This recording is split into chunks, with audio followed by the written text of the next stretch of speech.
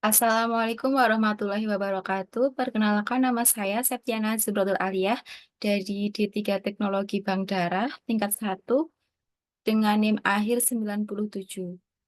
Nah, di sini saya ingin membuat video penugasan penjelasan mengenai sel prakaryotik dan sel eukaryotik.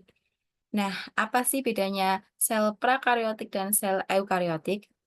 Sel prakaryotik merupakan sel yang tidak memiliki membran inti, sedangkan sel eukaryotik merupakan sel yang memiliki membran inti. Nah, jadi saya ingin melihatkan gambaran antara sel prakaryotik dan sel eukaryotik. Yang pertama ada sel prakaryotik, ini memiliki beberapa bagian. Yang pertama ada ribosom. Ribosom merupakan struktur sel prakaryotik berupa butiran yang berfungsi untuk memperbaiki protein. Yang kedua ada dinding sel. Dinding sel merupakan bagian terluar dari sebuah sel dan berfungsi untuk pelindung kedua setelah membran plasma. Yang ketiga ada kapsul. Kapsul merupakan struktur pelindung ketiga setelah membran plasma dan dinding sel. Nah, yang keempat ini ada membran sel. Membran sel merupakan suatu sistem membran lapisan terluar yang membatasi isi sel dari lingkungannya dan berfungsi dalam mengatur pertukaran zat antara sitoplasma dengan larutan di luar sel.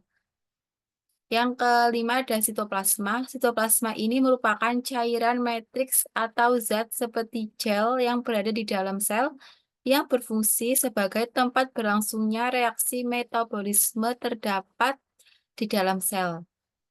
Yang keenam ada plasmid.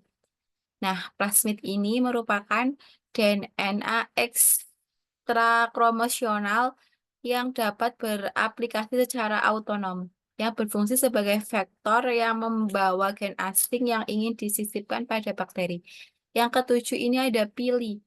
Pili merupakan alat pelekat sel bakteri pada permukaan substrat. Berfungsi sebagai pelekat pada substrat dan penyaluran materi genetik saat konjungsi. Yang kedelapan ada nukleoid.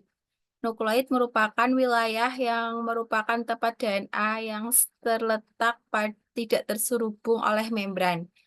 Fungsinya ini sebagai tempat penyimpanan materi genetik antara DNA dan RNA. Yang kesembilan ada flagellum. Flagellum. Flagellum ini merupakan struktur seperti rambut pada permukaan bakteri yang dapat ditemukan pada salah satu ujung bakteri.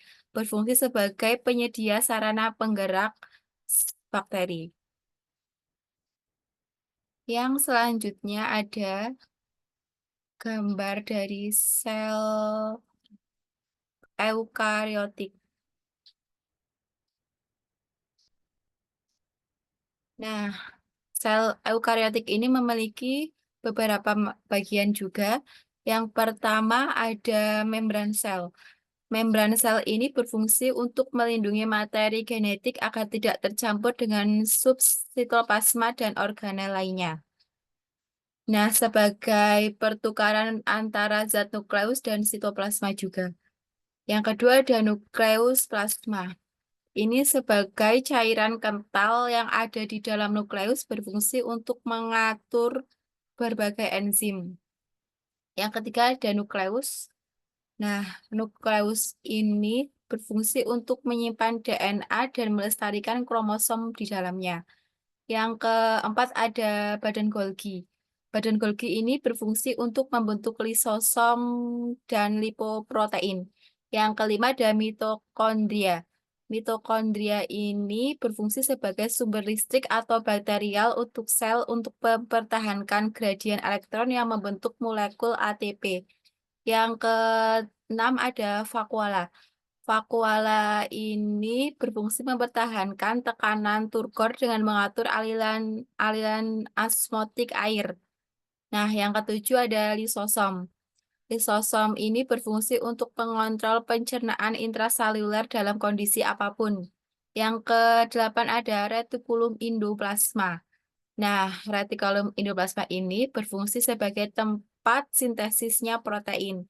Yang 9 ada sitoplasma. Sitoplasma merupakan tempat penyimpanan bahan kimia sel yang penting bagi metabolisme sel. Yang ke-10 ada ribosom. Ribosom ini sebagai salah satu tempat untuk melakukan sintesis protein atau pembentukan protein. Nah, sekian video penjelasan dari saya. Apabila ada kurangnya, mohon maaf dan terima kasih. Wassalamualaikum warahmatullahi wabarakatuh.